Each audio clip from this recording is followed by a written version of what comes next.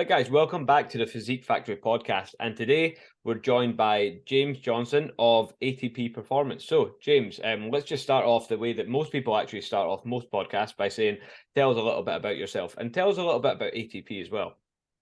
Yeah. I appreciate you having me on. It's funny to be on this side of the interview because normally I'm the one interviewing everyone. So, Dr. James Johnson, as you said, I'm a physical therapist, doctor of physical therapy in the U.S. And I started ATP, what was it, 2017. So it's been a couple years of us doing it. It started out when I was in graduate school. I was doing a lot of in-person personal training. My graduate studies were taking all my time. I had more people than what I could handle, and it was just seemed like the simple way to kind of go virtual so I could handle more people. So it started out as just like gym pop personal training. As I started competing, started studying that, I kind of like incorporated the bodybuilding and hypertrophy studies and biomechanics and physics and all that stuff into my physical therapy because I was just so biased towards strength anyway. Yeah. So I kind of just started learning that. And as I learned, I started attracting more competitors. And then since then, started out as me helping friends, and now we've got 5 coaches and a specialist consultant for mental health that kind of helps out as well. So it's Wow, a yeah, that's relatively cool. large company. We handle, at one point, we had clients in 16 different countries, still relatively unknown, I'd say. Like our biggest hub is the East Coast of the US, just because that's where most of our coaches are located. But we're starting to grow and I love it. Yeah. Yeah. So we've got multiple physical therapists on staff. We've got physique and strength sports specialists. We've got a guy who's a strongman record holder, CrossFit coach. So it's kind of like a multidisciplinary coaching team. But my specialty is obviously rehabilitation and natural bodybuilding. Yeah. So yeah, you guys kind of cover absolutely everything then. That's really cool actually. Mhm. And you mentioned like about the online aspect. Is everything online? So it's like a fully online company, yeah. It is now. There will potentially be some changes here in the next couple months where I might be doing some more stuff in person through a couple different routes. But Yeah. yeah, right now ATP Performance itself is fully online. I think the thing is as well, like if you've got a lot of guys, like as you say, in the east coast of the US and kind of local area to you, again, local to me might be very different to Scotland than local to you guys, right enough. But you can always have like client meetups and things like that, and you can get that kind of hands-on kind of experience. Because especially with the physiotherapy side of things, I imagine getting Mhm. hands-on for that is a lot easier than doing it virtually. Is that right? It can make things so much easier. Yeah, you can miss little details online. We've gotten pretty good systems in place where, I have clients send me, video and breakdowns of form and all that. And we've got some apps that can actually track joint angles and some tricky stuff. But yeah, always getting hands-on is normally better. Yeah. But there's the people that come to us for rehabilitation aren't the ones that need the hands-on as much. They're not needing soft tissue work and all that. It's more of what's going wrong with my programming, my load progressions, or I had a freak accident because I spiked my load too much or my volume too much, and now I need to reincorporate things back into training, or someone with back pain that's sensitive to flexion or something, but they want to get Yeah. back to deadlifting. So a lot of that is programming considerations, really more so than anything hands-on we would do. And I would say for like any personal trainer, really, that's a good thing to know. Like you want to know how to basically not fuck your clients up. So where Yeah. have you learned a lot of this stuff? You mentioned being at like grad school. I imagine that's like university for us. Is that right? Um, I'm trying to think. Yeah, probably Yeah. is. Yeah. So we did the way that the physical therapy degree in the US goes, you do your high school, which for you guys I think is like college, and then we go to college, which is my undergraduate studies. So I did a 4-year degree, which got me a bachelor's of science in biology, which is catered towards physical therapy studies, a lot of human anatomy, physiology, physics, statistics, like critical analysis of evidence. And then you go on 3 more years, which is your like more dedicated higher level. And Yeah. then that's where you're doing like anatomy, cadaver dissections, and like high end stuff. So yeah, it's like a 7-year program altogether for most people. Is it sad when you mention the kind of cadaver stuff that I'm like, fucking hell, I'd love to do that. I'd love to get involved in that and just see like I've got a book actually, a textbook, McMinn's Human Atlas of Anatomy, and like, that's got some cadaver pictures and like I think once you see things like that, it just totally Hmm. changes your perspective. It's just like, someone says like an isolation exercise, we're going to isolate this muscle, and you're like, you've seen all this shit and you're like, there's absolutely no chance because you'll know what it's like. It all kind of seems to merge Hmm. into one, doesn't it? Yeah, yeah. And I'm someone who's very visually oriented anyway. So as soon like I can read a paragraph 18 times and have no idea what it's saying. And then I look at a picture and I can see the orientation of the muscle fibers, and then like boom, it clicks. Yeah. And that's how it was with the anatomy studying. Just, if I can see the body in front of me, you can pull on the muscle, see exactly what it's going to do if you stabilize here, and now I'm good. I got it. It's stuck. Yeah, wow, that would be interesting. So, and like obviously you've done like the kind of traditional learning route. Have you done anything out with that as well, or how did you find that? Yeah, so being at the grad level, we had a fantastic library of resources, actual physical, but then also what we call like an interdisciplinary like library loan system, where if I wanted to research something or if I wanted a specific study, I could just request it from the librarian and I'd get it. So I Yeah, was using that to my advantage, right? I was studying the hypertrophy stuff. Like, so when Schoenfeld was putting out new studies, I would request it, right? Or all these other like researchers in hypertrophy and bodybuilding didn't help me with physical therapy really that much, but I was getting all these studies sent directly to me. So I was reading directly from the research as it was coming out, as well as learning from some of the more like, what do we want to call it, like social media type resources. So like Renaissance Periodization, when they were starting out, I was learning a lot from them. Team 3DMJ, Steve Hall with Revive Stronger, listening to all his podcasts and listening to his experts, because there's a lot that you can get secondhand from those guys that are doing the research, and not, instead of just reading the research as well. yeah, yeah. I personally am one of those guys that like I don't enjoy reading research and looking at studies and things like that. I actually like, like I've done like a lot of different courses and things like that with the guys that will have read the research, and like I kind of like Mm-hmm. getting it secondhand, if you know what I mean. Like, just for me, it's just absolutely bores me to death unless it's something that's like really caught my interest. I'm more like I like that kind of secondhand kind of learning. But Mm-hmm. Yeah. obviously that's a good place for people to be, to kind of bridge that gap between it. Mm-hmm. But yeah, I mean, totally.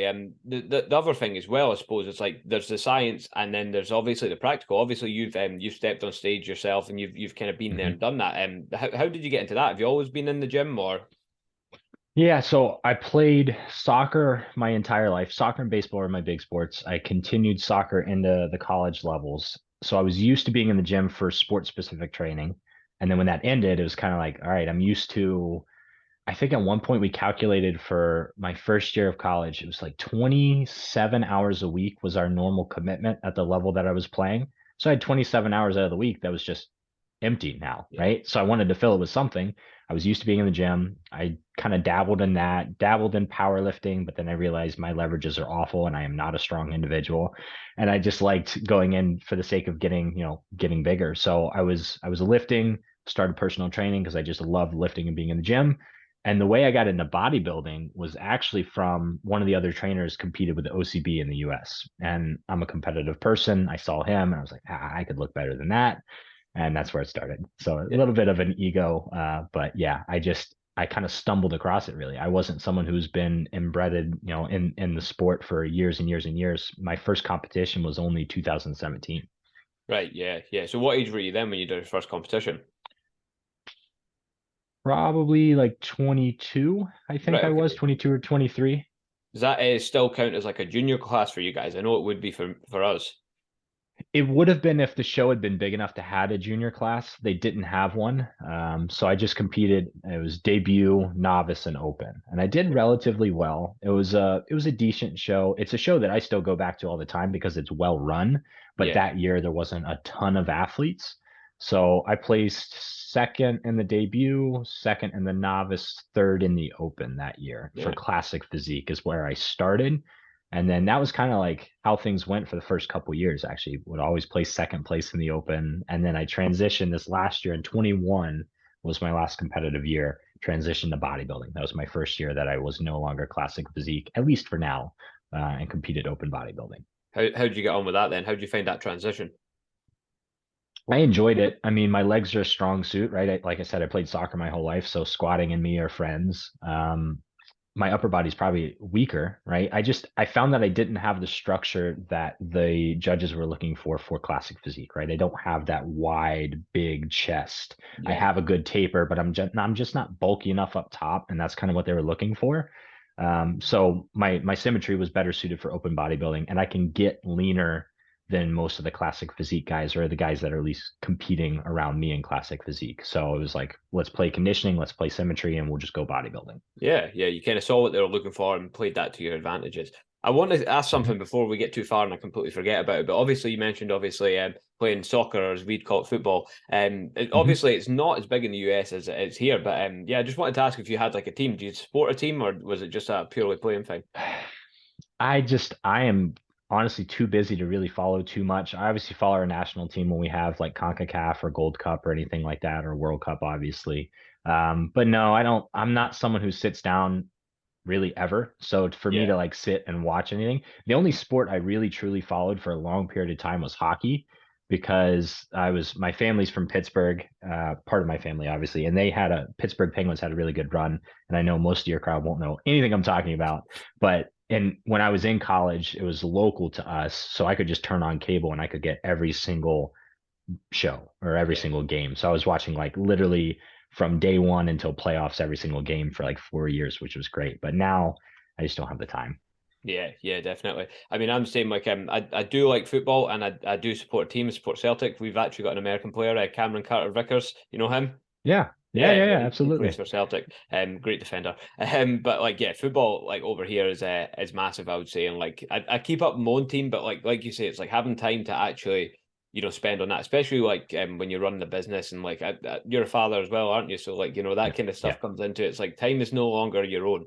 But yeah, certainly, it's interesting that you played it though, because as I say, it's not that big over there compared to here. And then like when you Hmm. mention ice hockey stuff as well, although that's not big over here, like I've been exposed to it a little bit more recently because I've had about three different clients that are quite into it, and one of them in particular, his son's really into it, and just the dedication that sport takes is incredible. Especially Hmm. like his son's only like 12 years old, and like the dedication is just absolutely incredible. They travel down to like 40 minutes away for practice at 6 a.m. on a Saturday morning because that's the only time they can Hmm. get on the ice, and then later that Hmm. same day they'd have a game and they'd maybe have a game the next day, and it just sounds absolutely crazy. But interesting sport to be fair, because it's kind of fast paced. There's a lot going on, and Hmm. yeah, especially in the Hmm. the actual what do you call again, the National Hockey League, is it NHL? Yeah, Yeah. Yeah. The yeah, NHL. like Yeah. you'll be getting like fighting and things like that as well. So it's certainly an Yeah. interesting sport. Yeah, yeah, I love it. It's a sport I wish I had gotten to play, but I really didn't. I taught myself to play when I was in college, but I tell people all the time it's like the strategy and the formations and the mindset of soccer, but the physicality of American football or rugby, which Yeah, I actually played rugby for a couple years too when I was out of you're university, loving the which European that was fun. sports. It was fun. I had a lot of friends that were when we were in college were playing it, and they always wanted me to. I wasn't as big back then, but now like I just kind of picked it up. I was done with soccer. I just felt like I had kind of like done what I wanted to do with that. And there's a men's league that was near me. And yeah, it was great. It was good to learn something new again. I think that was what I was really looking for. I wanted to be a rookie at something again. We tend to get a lot of people come from rugby to bodybuilding over here. They'll have done a Hmm. bit of rugby, and that obviously introduces them to the weights room, and then from there. So a lot of people take that route like that you've taken from like doing the kind of athletic sort of thing, playing some sort of Hmm. sport, and then into kind of like bodybuilding from there. It's interesting, obviously, that you got into natural bodybuilding because I don't know what it's Hmm. like over there in the US. In Scotland, it depends. Like I was very lucky. The gym that I first joined, well, the second gym I joined, the bodybuilding gym that I joined, they actually, so the owners of that actually run the BNBF. I don't know if you've heard of it. Hmm. And Yep. obviously from there, I was introduced to natural bodybuilding, and like, I don't know if you've heard of like Dave Cave. You heard of him? Hmm. Yep. Yeah, so like Dave trains at that gym, and there's a host of other like natural pros, David Hanna. Trying to think who else is in there. This always happens when I try to remember people that are in there, but like there's a host of DFAC Yeah. pros in there. So it's like from the get go, I was shown this is possible. Like you can do this naturally. You don't have to go on steroids. But then when I go other places into other gyms and things like that, I can see that maybe they don't have any like natural pros or things like that, and then it's like it's hard to see that that's actually possible naturally. Yeah. That's So funny. like when you see that when you're surrounded with it, it's like obviously it's obvious to see that it's possible, but for a lot of people they're not. They're surrounded with guys that are maybe using steroids, and I don't know about the US. What's it like with you guys over there? I think it's very region specific and gym specific. For me, I was so naive to it because you got to remember, I came up, it was all athletics, right? And we were WADA tested back then too, right? And, Yeah. and I was terrified even playing soccer. There were a couple times we were getting towards the national tournament. And, if you take too much caffeine, you could pop positive for overdosing on caffeine with Yeah. WADA, right? So it was like, I'm not doing anything, right? because I didn't want to be the one kid that got us knocked out of the national tournament because I, piss hot or something like that. So I never really was around it, just the way I grew up, the sports I was playing, and that might have been just a reflection on the way I grew up rather than the overall community, right? Because I do know now talking with people that are seeing me go bodybuilding. I talk with guys from my hometown, and there were guys like, that played football that were more aware of those things or doing things. And it wasn't something that I was ever introduced to really until I got into natural bodybuilding. And I just happened to stumble across it.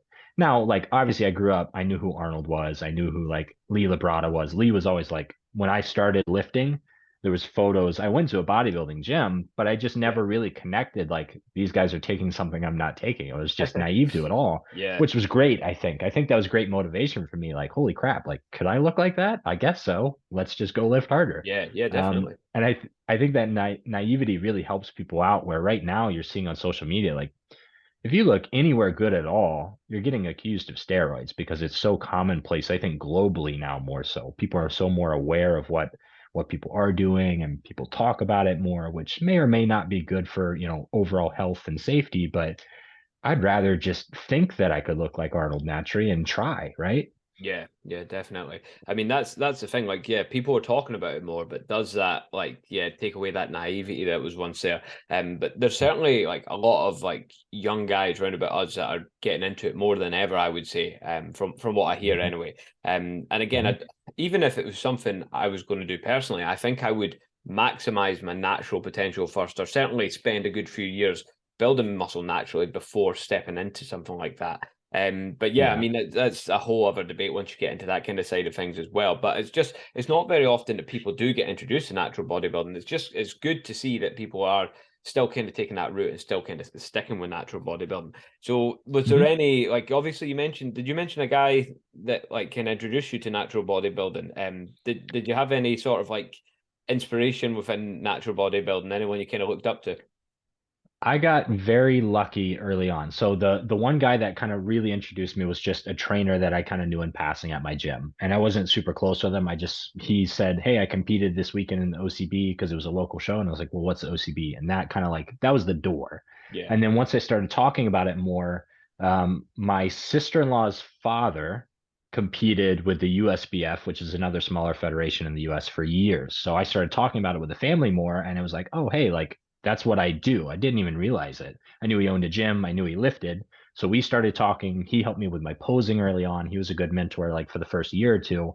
And then social media took over, really, right? Because the US is very spread out. There is not very many hubs of natural bodybuilding. So Rochester, where I'm at now, actually, there are a good amount of pros and there are a lot of gyms. So that is a great community that I've found myself in now. But back then, I mean, I was like the only natural lifter where I was other times. So I found social media, and it's funny. The first two people that I saw on social media when I started like researching natural bodybuilding was Jack Thorburn in Oh yeah, yeah. 2017 with it was his leg photo where he's just like separating, and I was like, I what actually in the world? Like that's possible? I competed against him the year before that, 2016 VMBF British Finals.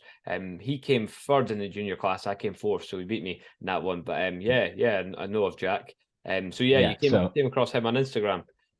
yeah, so it was Jack and then Alberto Nunez because both of Oh them were yeah, competing that year and they were both like just shredded to the gills. And I was like, holy crap, I didn't know the human body could do this, right? So once you yeah, find those roots, then you find their circles, right? I find out about Team 3DMJ. Then I start listening to the Revive Stronger podcast. And then it just kind of like spirals from there. And then you find yourself and you're embedded in it. yeah, yeah, definitely. That's it. And then it becomes a way of life, doesn't it? Like the kind of Hmm. the nutrition side of things and things like that. Just Hmm. becomes habit, doesn't it? Like Yeah. anything good, like we try and instill in our clients as well. So like in terms of like federations over there, you've mentioned like OCB. I can't remember what that Mhm. last one you mentioned was, but is there a lot of like variations? Is there a lot of different feds, a lot of different kind of rules and things like that? Yeah, that's the big critique that I have and some of the other guys that I compete with of the US side of the sport is I've lost count of how many federations. The big ones though, you've got the OCB, you have the WMBF, you have the PNBA, which is affiliated with your UKDFBA. Yeah, You have the IPE, USBF, NGA, I'm There's a gonna anger some. DFAC because Yeah, they're DFAC has a affiliated with few. BNBF. Yeah, I'm gonna anger some promoter, right? Because there's a new ANBF. I'm close with the vice president of the ANBF, right? There's just too many federations, and I've said Yeah, it multiple times, so people can still stay irritated with me. If we consolidated like a lot of Europe and the UK and everything has, I think we would do a lot better because our athletes are so watered down. You yeah, have one national pro over here, one national champ over here, a champ down here, and they don't really compete against each other except yeah. for now with the Mr. America because that's an unsanctioned show. So any pro from any federation can come, and that drew some really, really good athletes last year, but that's just one standalone show. That's interesting. I didn't know that actually about that Mr. America show. That's definitely interesting. We're kind of getting the same over here as well because like I think just the same sort of thing. There's more and more feds popping up, and some of the unnatural shows as well are now putting on their own natural show too. And it's just like it's Mm-hmm. the last thing you need. And then they all seem to, well, not always, but a lot of them seem to be in the same weekend. So like you'll have Yeah. like two natural shows on the same weekend, and it's like it's not that big a community. There's not that many people. And as you say, it kind of dilutes it because you're not getting the best guys going up against the best guys. You're just getting a kind of mixed bag. Personally, Mm-hmm. obviously, going to the gym that's ran by the people that run the BNBF, I just kind of got involved with it straight away. And Mm-hmm. they run their shows really, really well. Like I've been to a couple of other shows and been somewhat unimpressed with the way they've ran. So like I've just kind of stuck with that. But like you say, it's like one of those things. It's not a big enough community to have all these different federations, and then especially once you get to pro level, as like as someone who's a fan of the sport, like I'd love to see some of the top pros in the world actually compete against each other, but it never Mm-hmm. really seems to happen. Like, I mean, two of the best that No. we've got within the BNBF or the DFAC, so obviously Dave Kay, I've mentioned him already, and a guy Nathan Williams. Like, they're probably Yep. the top two that stand out in my mind. And it's like, I have seen guys from other federations that you're thinking, imagine just getting all these guys in one lineup and just seeing, Mm-hmm. who comes out on top. It would just be great to see. Who are Yeah. some of the top guys in the US that you could name off the top of your head? Well, I mean, Mishak. Oh, I'm not even gonna try and say his last name. If I say Mishak, most natural bodybuilders know who I I'm think I talking know who about. you mean. Yeah, um, Prince Bada, he won worlds for WMBF 2 years in a row and came second at Mr. America, I believe. Bada's a great person as well. Levi Burge won the OCB's top show, the Yorton Cup, and has won so many different titles. There's some really good athletes, but again, right? Like Levi doesn't compete with the WMBF anymore because of some politics that happen. Mishak doesn't compete with the WMBF. Bada obviously does. And then like the PNBA guys, I don't know too much about them. They're more like West Coast, and there's some stuff that goes on there, so I don't really follow them as much. But a lot of the UK guys, now that the UK DFBA is affiliated with the PNBA, they're competing there. So it's almost yeah, like if I want to compete against some of those guys, I now have to do that federation instead of the WMBF, who they used to be affiliated with. So it gets tough. Now, yeah, luckily, our federations don't really lock you down, or at least I'm an amateur, so yeah. I'm not getting locked down, right? I can compete wherever I want. So if I want to do a show here, a show there, I can do that for now. We do have our, I'm biased towards certain organizations, and I'm actually promoting a WMBF show with some of my colleagues later in the year, but that doesn't mean that I'm exclusive to them by any means. Yeah, yeah. Do you find those shows are well enough run then? Like, obviously, the one you're promoting yourself is going to be well run, but I think it's going to be great. yeah. I mean, do you find generally most shows are pretty well run over there? Yeah, WMBF has the reputation. It has a yeah, really good reputation for good testing and quality athletes. What I will say is you can find weak shows with any organization. yeah, I found them with just about anyone that I've competed with, and I've seen them on social media at other organizations that I haven't. So I think it more so comes down to the promoter, at least here. If you have a yeah. good, strong promoter that's connected to the community, experienced in the sport, they know what the athletes want. They're going to put on a good show regardless of what organization they're with. Absolutely, yeah. I mean, it might hurt some feelings here, but I do definitely see people that like they'll go from one federation to the next until they maybe find a show where they do well. Maybe even if it is a lesser standard, and then all of a sudden that's the best one that's out there, the be all and end all sort of thing. Mhm. Some people in particular maybe like spit the dummy a little bit with some feds because they don't get the placings that they want, and bodybuilding is just one of those sports. Like I'm sure that happens with you guys as well. Yeah. Oh, absolutely. Absolutely. People jump around all the time, or someone's like bragging, like, oh, I got my pro card. You look, and it's like you compete against two people, and like one dude was like 20 pounds overweight. Like, cool, you got it, but now what are you gonna do with it, right? Like, Yeah. I've always said, like, when I earn my pro card, I want to earn it and I want to be pro level ready. I don't want to Yeah. just win it on some weak show and then get my butt handed to me when I try and compete as a pro, right? How easy is it to win a pro card over there? Like, could if you were to go out and just if your all out goal was to get a pro card, you didn't care about being pro level, if you know what I mean, like pro standard, like you're talking about. How easy would it be for someone to go do that over there?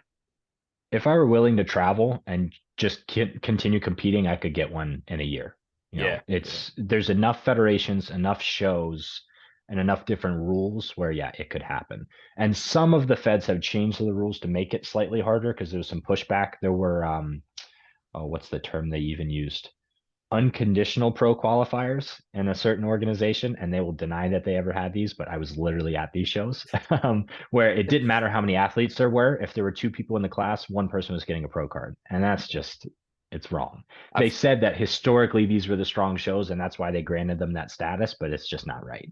yeah, I've certainly heard that some federations will charge you for your pro card even if you're not competing that year. So then, obviously, in terms of business, the more pros you've got, the more money you're making. So, like, yeah, I mean, Mhm. the corruption is everywhere, isn't it? But I know, like, again, I can only speak for the BNBF because I don't have a lot of like anything to do with like UK DFBA or whatever ones are out there, WNBF UK. I don't have anything Yep. really to do with them. But the BNBF, like, there's one pro card given out a year, and Mhm. you've got to qualify for the British finals by coming like, top two or three in your class at a qualifier.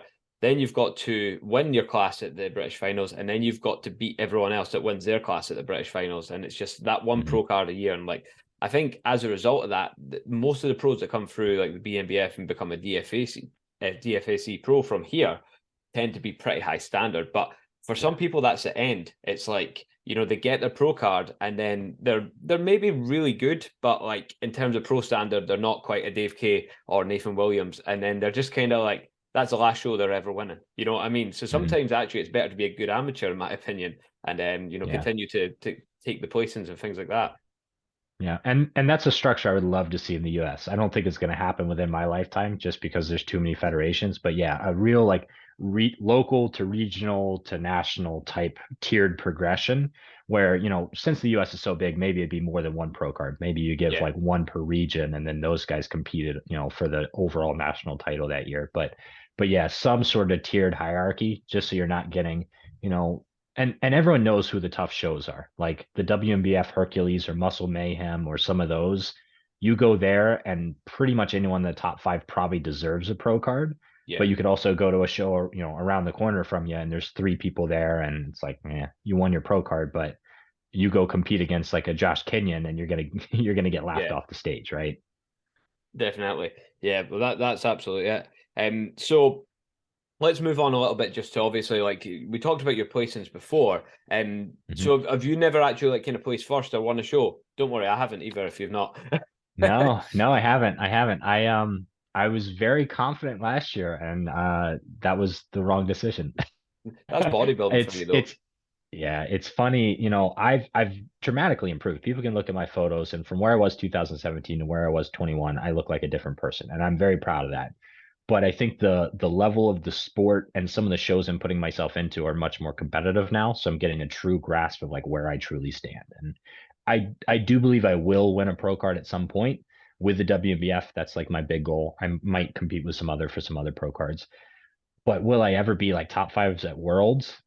No. There's just fantastic athletes, and I'm just not there. I'm like middle of the pack genetics, and I'm just working to optimize what I can with that. So I've kind of like settled myself down. I'll be a great coach. I'll be like middle tier pro, maybe.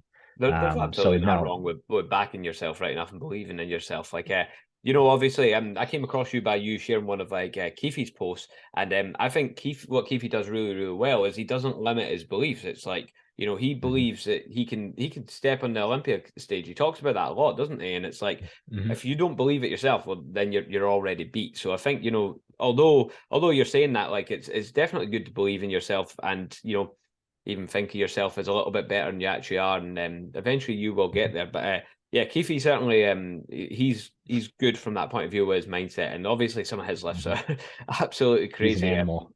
Yeah, definitely. Like I remember him. I remember the first year he competed, and he was like in the teen class, and he wasn't really that well conditioned, but you could see already, it's like this guy's got a lot of muscle. So he started having a lot. He was coming up to the body academy sometimes, so obviously I got to know him through that, and he's a great guy.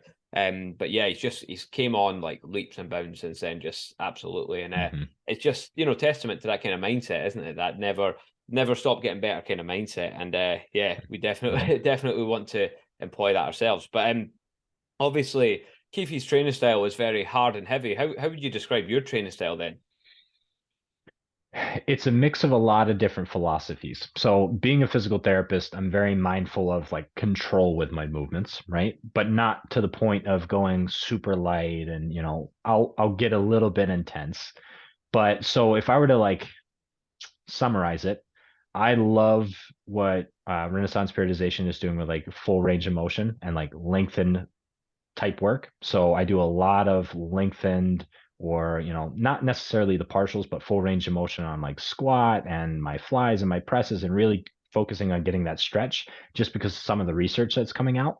But that's my accessory stuff. So I'll accumulate a lot of volume in a stretch for my accessories, but my compounds are still relatively heavy and intense. And I do tend to do less extreme of like the top set back off set as what a lot of you guys do or what Yeah, I've seen in certain crowds. I'll still do a top set, but I may actually do like two top sets and one back off set. I kind of do like a double progression of up to three sets for my heavy compounds.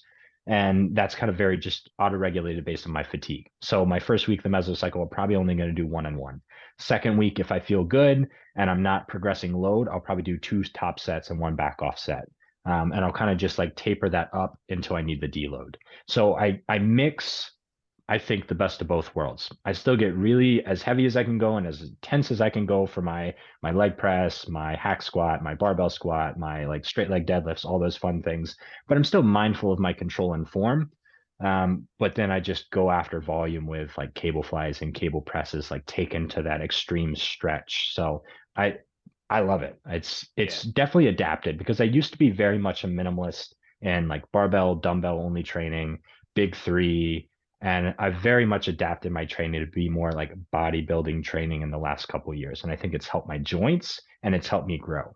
Yeah, actually sounds if like in terms of like the way you've kind of came from like big free dumbbells, everything sort of thing, and then kind of catered it more towards like obviously controlling your movements a lot better, and taking into consideration different things around training and actually not fucking yourself up when you're training. It sounds like you've got a similar kind of route to me because like I got exposed to that bench squat deadlift sort of thing, and I think it was probably one of the best possible things because Mhm. it like taught me how to train really hard. It's like I know how Mhm. to train really hard. So inside me, there's this meathead still there, but also I've Mhm. layered on the kind of knowledge of like okay, like biomechanics and like human anatomy and things like that, and realized that okay, if I maybe doing a certain movement a certain way, it's going to fuck me up long term. So I'll maybe just adjust that slightly, and like rather than I would say maybe at one point I maybe went too far the other way, and then I started like being a bit too I don't know, like not scared of like doing compounds and things like that, but I certainly like shied away from them a little bit, and then you come back around to it again. Like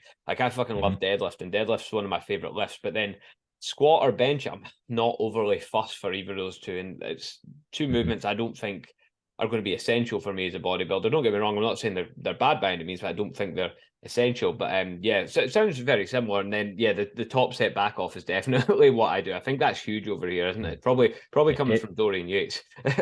it is, and there's a good philosophy to it for fatigue management. I don't know how much there is like research backing it right now, but if you like it and it's Yeah, allowing you to do the lifts you want to do, I'm all for it. I'm all for that's people it. doing whatever.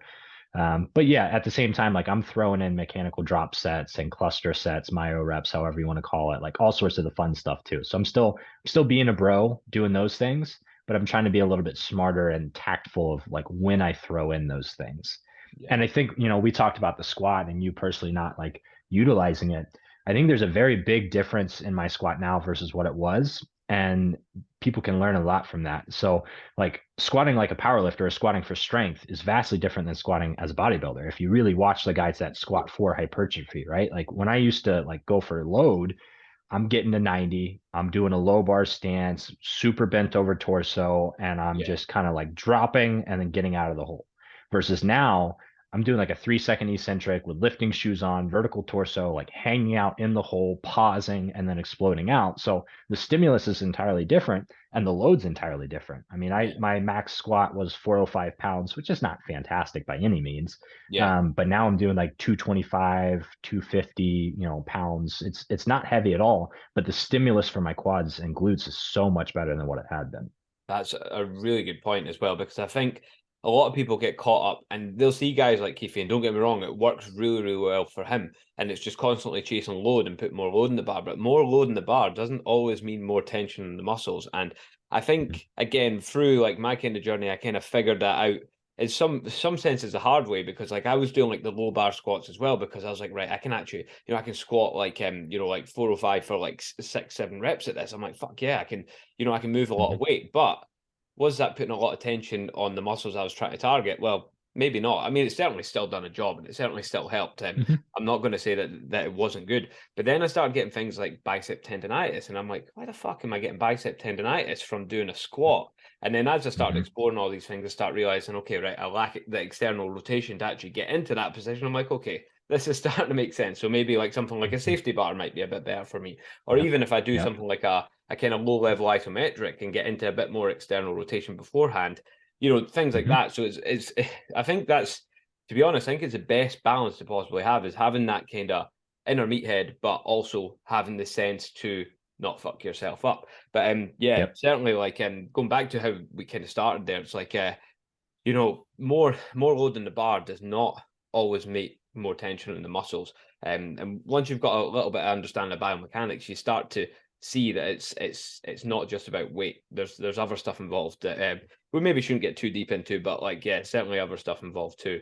So yeah, your Mhm. training style's kind of evolved as you've went along, and I suppose Mhm. the big thing you'll be gaining from that is longevity, not getting injured. And I think in natural bodybuilding that's huge, because in order to build as Mhm. much muscle as you want to, you need to keep training. You can't be taking, Yep. weeks off, months off at a time. Do Yep. you, amongst your clients, like you have clients that compete, right? Yes. Yep. So do you tend to get people coming to you with a lot of injuries initially, and then as you change the training, things start to take a turn? Yeah. That's kind of what I'm known for. I have a good niche within like those with chronic pain and chronic injuries or prior surgeries that want to continue bodybuilding or get back into bodybuilding. Or even in the gym pop someone like I had a knee replacement, I tore my ACL, I tore my rotator cuff, and Yeah, I'm tired of being sedentary. I want to get back into it. So yeah, there's training is rehab, right? Like rehab as a physical therapist, if you're doing so low level that they're not getting any sort of training stimulus, you're not actually rehabbing them, right? So yeah. I try and get any one of my people into the gym, and most people are already. And you don't have to get overly fancy. A lot of these exercises that you see physios push, they're underdosed, really, right? Yeah. Like there are certain nuanced things you probably need to do to target and isolate certain muscles at certain times, and there's mobility that you probably should do to allow people to get into certain positions. But the vast majority of your training, just like as a bodybuilder, the vast majority of your training probably shouldn't be like a single arm cable press around. You probably need to put some sort of heavy stimulus in there as well to get a real response to grow muscle tissue and desensitize the area if it is painful, right? And it's progressed and regressed depending on what that stimulus is and how much they can tolerate. Something I see a lot of amongst like particularly bodybuilders is, they'll have had some sort of injury and they'll maybe have went to see a physio or something like that. And then, we're talking like months down the line, 6, 7, 8 months down the line, and they're doing exercises with bands. And I'm like, mate, you weigh, 110 kilos lean, and you're fucking Hmm. doing you're doing internal rotation with a band. It's like you're probably too strong for that. It's probably doing absolutely nothing for you.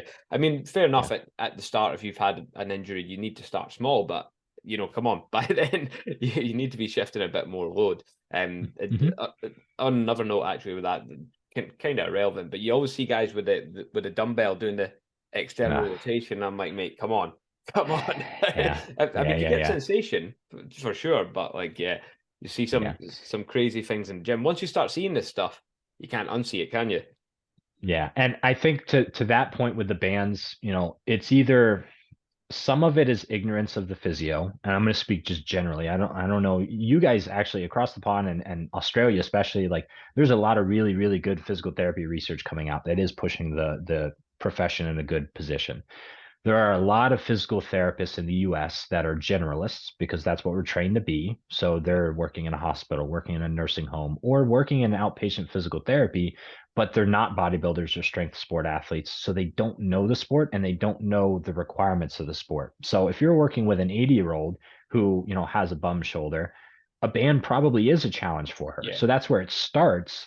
And those people just don't have the knowledge to know, like, how do I progress this to someone who needs to bench, 400 pounds, right? absolutely. So, and and part of it is the system itself, at least here, an insurance-based system with physical therapy. And I don't want to dive into like, I could get on a soapbox with this. You see someone for a short period of time, pretty repetitively, but then they go about their way and there's no interaction between sessions. So you're not Yeah. really programming for them. So you don't know what they're doing in the gym. So it's kind of like, all right, how do you feel right here, right now? Let's address it and then like go be on your way. And that's some of what I'm personally trying to change with more of like the online coaching and online rehabilitation type scene. Yeah, I mean, I've not had any experience with like NHS physios or anything like that over here, but I think it sounds pretty similar. And my clients have had experiences with them, and like so, I've had clients that have had an ACL injury, right? Mhm. And then I've had clients that have maybe had like a hip replacement, and the sheet of exercises they get from the NHS is the same, and you're just like, Yeah. come on to fuck, actually, at least have some different Yeah. kind of variations. But And again, it's like. it's probably 15 different exercises, all of them low load, low dosage, right? Yeah, So yeah, there's no carryover. It's like, all right, cool, I did this week 3, but now what? Like, where do I go from here? yeah, I can't just always come back to my sheet. I need to have a progression scheme just like you would in the gym. yeah, definitely. I mean, again, I don't know if it's so much the physio's fault as maybe the way it's run, but again, as you say, that's a whole other side of things. But yeah, it's Mhm. definitely like I like the way your business runs in the sense that it's like you coach bodybuilding, but also you can help people out with their injuries and that because like if you're training hard, there's always going to be injuries. You're always going to have niggles Yeah. and things like that. And no matter how much you know, I'm sure you probably get them yourself sometimes. I know I certainly Mhm. get niggles and injuries still, and it gets you thinking as well. And then hopefully the next time Mhm. it comes up, you know a little bit more about that. I'm obviously Mhm. conscious of time and keeping you a little bit too long, but there was just a couple extra things I wanted to ask. Yeah. And particularly I noticed like that you train from home, right? You've got like a kind of garage, yeah? Yes, Yeah. yes. That So that's been great. That started I'll let you finish your question before I go off. well, yeah. I was just going to kind of go into that and say like how do you find training at home, and how have you adapted your training for training at home? Yeah, so I'm blessed right now to have a really good setup. If people watch my videos, like it's not just a cheap bench and leg extension combo. I've got a functional trainer, squat rack, dumbbells up to 100 pounds, leg press, pull down, cable row, hamstring curl, like really good equipment that I've accumulated over years. But it started out when everything shut down, just like a lot of people. I Right, had right, yeah. a single car garage. It was like 9 by 10 foot, I think. It was tiny and I was a trainer at the time, so I did have a key where I could get into one gym, but also my wife was pregnant with her first kid, and it's like I'm just gonna stay home to stay safe. I don't know Yeah. what's going on. Let's just figure out what we can do. So I bought a bunch of equipment that was pretty cheap off a guy, just cleared out his whole garage, and it was one of those. It's a squat rack with the pulley inside of it, and it's all rusty and garbage and like the 1 inch plates, and it worked, but it was all dumbbell barbell. So I kind of had to go back to my basics there for a bit. And then I've slowly kind of like reacclimated. And when I find that there's a weakness in my training program, I'll try and go buy that piece of equipment, right? Like the seated hamstring curl was my recent purchase because I had a prone hamstring curl, but I wanted to be able to hit it from the other angle. And I was Yeah. using a cable setup and it was just a headache to do unilateral on a cable. So I went and bought a piece, right? So there's still certainly pieces that I don't have that I would love to have, and I just don't have either the funds or the space for. And I will be using a facility near me probably every other day, starting in the next couple months, just because I'll be around that facility more. So I'll do Yeah. like 2 sessions at home to be around the family and to be like here to help, and then 2 sessions at the gym. But to answer your question, if you're creative, I don't think there's too many weak points that many people would have training from home if you have a good amount of weight where you can load up a bar, good dumbbells. you have the mobility and the ability to train with a barbell and a dumbbell relatively well. And the real weak point that I found was vertical pulling because I am garbage at pull-ups and that's all I could do for the longest time. So I feel like my back suffered for the first year or two, but now that I have the cable row and the cable pull down, I'm set. Yeah, yeah, definitely. It's interesting what you said. Obviously, you had a key to the gym back during like the lockdown. It's so interesting how like everyone that's like, into their training managed to find a way during the lockdown. I found that so interesting. Mhm. Like everyone, like you're seeing videos online, you're like, where the hell is he training and things like that. And we all seem to find something that we could actually like continue training on. Like the ones that weren't that Mhm. serious, they're just like, lockdown, can't train in that. But yeah, everyone seemed to find a way. But I suppose a lot of people would have started home gyms as the same kind of way as you, actually kind of stem back from Mhm. that. Like moving on to the equipment you're talking about, are you quite fussy with your equipment, or are you a guy that's saying this is a Cybex VR2 leg extension, or are you not really that into it? I love equipment. I love playing with new equipment. I am slightly more biased towards the old school stuff though, Yeah, right? So I love going in and playing with like the Prime stuff, the Atlantis stuff. Strive is one of like the older brands that some of yeah. the gyms nearby have. That's great. But for me, like the stuff that I have, two pieces I have actually came out of a gym that's local to us. That's a known bodybuilding gym that like Danny Padilla was using when he was training. All Like right, yeah, old, cool. old, just heavy. And you can tell it was homemade. It's Yeah, old metal pulleys with like I-beams that are welded together. And they're built to last for forever, right? So maybe they're yeah, not the smoothest, but it's got a 300-pound weight stack on it. I'm never going to max that thing out for cable rows, yeah, right? definitely, yeah. So so no, not overly picky. Now there's certain things like my leg press hack squat is a little squeaky and a little sticky, but I love the angle on it. So would I love to have like a true like Cybex hack squat? Yeah. Will I? Probably not, just from a space perspective. You could spend a lot of money on that stuff as well, to be fair. That could get very Yeah. expensive very quick. I know like some of the prime kits, like so for the plate load of stuff's like 4 grand or something for like a leg extension. It's like, yeah, we're not spending that much, but you can pick up some Mhm. really good pieces. Certainly over here, anyway, you can pick up some really good pieces relatively cheap if you go for something that maybe isn't so new. Some of the like the Cybex VR2 stuff and things like that, or some of the old Life Fitness Pro 1 stuff and things like that. You can get a lot of them relatively decent prices. But anyway, we'll not spend the rest of this just talking about equipment. So Mhm. finally, the last question I was kind of going to ask you is like, obviously, you have 2 kids, is that right? I have two kids. Yeah. Yeah. Recently. So I have a 2-year-old, a 2.5-year-old, and then a 3-week old. So how do you find the business training with all that going on now? Do you find that's a big change, kind of going from 1 to 2, or Yeah, yeah. When it was one, it was a lot easier just because, when she's asleep, she's probably going to sleep very frequently for the first couple months. And even then, like naps for the 2.5-year-old are, 2.5 hours. So I yeah, can get a lot done in that, especially with the home gym. Now with two, if their schedule gets offset or if one of them's fussy and I got to help mom out, it gets tricky. So what I've done is I've condensed my training into 4 sessions. They're not on any set day or any set time just because that's not possible. yeah, And they are very much set to be in and out in an hour. yeah, Minimal setup time. So I'm using some more machines and cables because I don't need to warm up as much on those. I am still doing some barbell movements, but I've programmed those barbell movements like the second, third, or fourth movement of the day. So I'm already warmed up. So I can reduce the amount of time that I have to like load the bar really. So like for my squats, what am I doing? I'm doing a superset of leg extension, seated leg curl, just to get a great pump going, accumulate some volume, fatigue myself, and then I go into my barbell squat where I'm already warmed up, already tired, and I do like 135, 225, and I'm into my working sets, right? So it's super quick and super efficient. And a lot of the structure is one pre-fatigue movement or a superset of pre-fatigue, 1 to 2 heavy compounds, keeping it to like 2 sets normally right now for my like total working sets, and then finishing with a giant set just to like crush my accessory volume. Like for my upper body, I'm doing like a seated lateral raise into a seated curl into a cable hammer curl into a tricep overhead extension, like just yeah, boom, yeah. boom, boom, boom. Maybe it's not the most efficient technically on paper for hypertrophy purposes, but I'll tell you what, you get a fantastic pump with it.